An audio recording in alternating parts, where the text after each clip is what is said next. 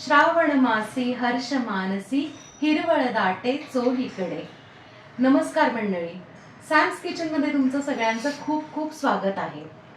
आता सुरुवातीच्या ज्या ओळी म्हणाले त्याच्यानंतर तुम्हाला लक्षात आलंच असेल की नक्कीच आज श्रावणामधल्या ज्या स्पेशल रेसिपीज आहेत त्या दाखवल्या जाणार। अगदी बरोबर आहे, आज आपण दोन रेसिपीज दाखवणार आहोत। पहिल्या रेसिपीचं नाव आहे कार्यालयासारखं साधं वरण आणि दुसऱ्या रेसिपीचं नाव आहे जिरे खोबऱ्याचं वरण। आपण फोडणीचं वरण करणार आहोत, पण त्याला एक थोडासा फ्लेवर दिलेला आहे जिऱ्या खोबऱ्याचा। 3, 2, 1 आपल्याला वरणासाठी डाळ शिजवायची आधी, त्यासाठी मी कुकरचं भांडं घेतलेलं आहे।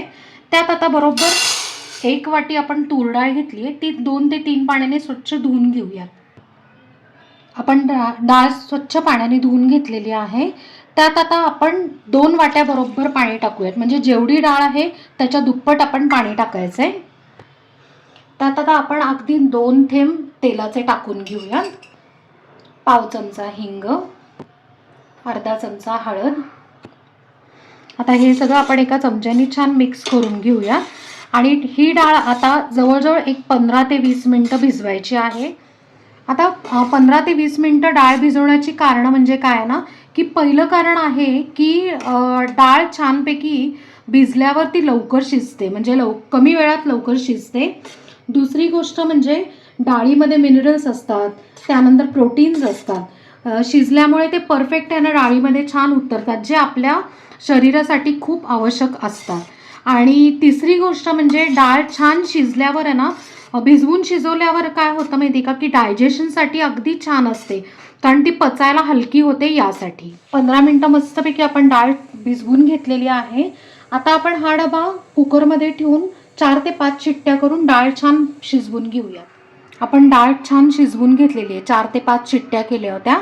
आता काय करायचंय की डाळ शिजल्यामुळे ती लगेच एकसारखी होते, आपण डावाने आहे ना छानपैकी एकसारखी करून घेऊया, किंवा डावाने नको असेल तर तुम्ही रवीने केली तरी चालेल।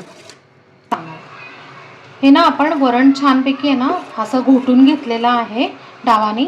ह्याचं कारण असं आहे की घोटून घेण्याचं कारण आहे की जेणेकरून आहे ना ते चोथा पाणी होत नाही, म्हणजे डाळ आणि पाणी वेगळं असं होत नाही, छान एकसारखं आपलं वरण होतं। आता हे सगळं वरण जे आहे, डाळ शिजलेली आहे ती आपण एका कढईत किंवा पातेल्यात काढून घेऊयात, कारण आपल्याला कार्यालयासारखं वरण करायचं आहे म्हणून। आता डाळ शिजलेली आपण एका ना कढईत काढून घेतलेली आहे। आता त्यात ना आपण अगदी थोडंसं मीठ टाकूया, 1 चमचा गूळ, कारण कार्यालयासारखं आपण वरण करत आहोत त्यामुळे काय होतं की ते थोडंसं गोडसर असतं, त्यासाठी आपण गूळ टाकलेला आहे। आपण आता मीठ आणि गूळ हे सगळं मिक्स करून घेऊया।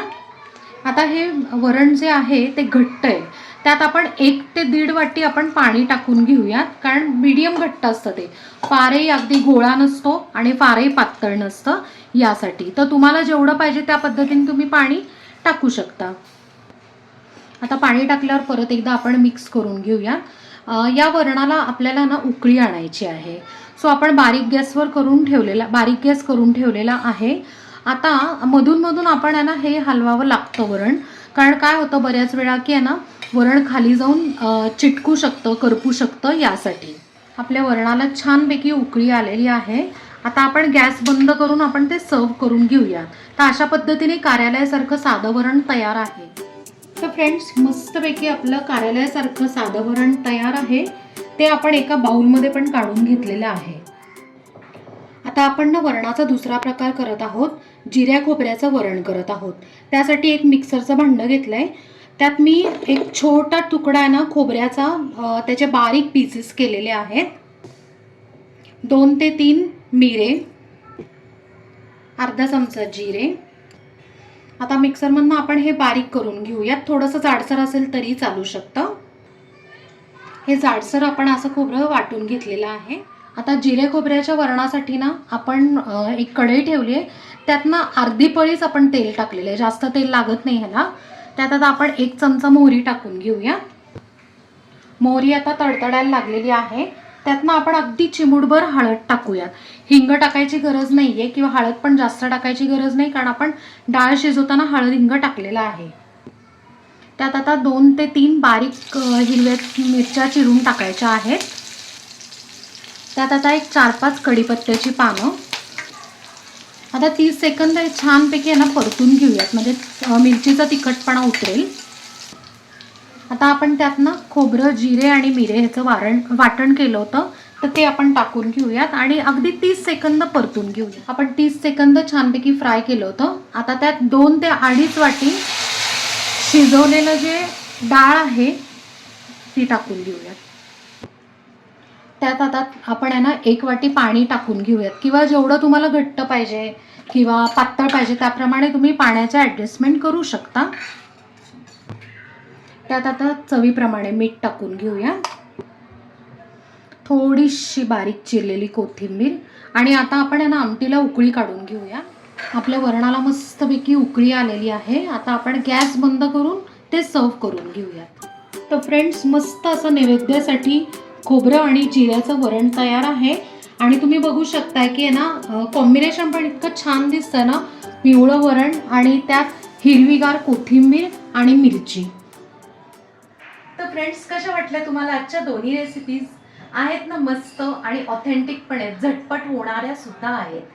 वरण तर आपण अगदी कार्यालयासारखं एकदम ऑथेंटिक केलेलं आहे.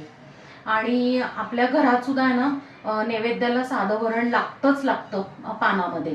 आणि शिवाय आपण आहे ना उपास सोडायला सुद्धा सुरुवात आपण वरण भातानीच करतो. सो हे नक्की वरण तुम्ही करून बघा. आणि आमटीचा पण हा प्रकार जो केलेला आहे तो कांदा लसूण विरहित केलेला आहे. कारण श्रावणातल्या उपास असो किंवा कुठलेही उपास असो, त्यात आपल्याला प्रश्न पडतो की कुठल्या प्रकारची आमटी करायची. तर नक्कीच ही आमटी तुम्ही करून बघा आणि मला कमेंटमध्ये सांगा. आपल्या चॅनलला सबस्क्राईब करा, लाईक करा, शेअर करा आणि कमेंट करा. थँक्यू.